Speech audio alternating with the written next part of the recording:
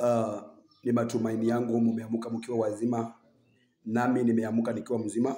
Ninashukuru Mungu katika asubuhi ya leo na katika siku ya leo nimeingia katika huduma.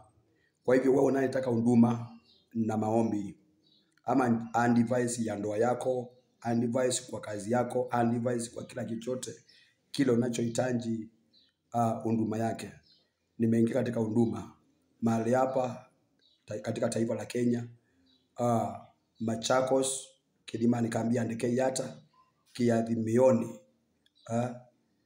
market hapa Kabumbu ndipo panaitwa hivyo. So karibuni nyote sana kwa huduma.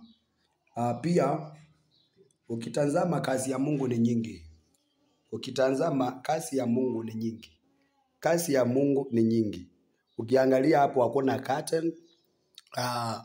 curtain za madhabahuni, ukiangalia hakuna pasia za madhabahuni. Kwa hivyo vile Mungu anakuzungumzisha wewe uliye katika ngurubu, ufanye kazi yake katika madhabahu yake, fanya vile na Mungu akubariki sana. Pia nikiwatambilia kila mmoja ambarikiwe na Mungu amneemeshe na Mungu amtende mema. Tufanyeni kazi ya Mungu kwa kujitolea na tutaona Mungu katika maisha yetu. Kwa hivyo Mungu awabariki nyote na kila mmoja milango yake ifunguke. Na ni katika jina la Yesu Kristo.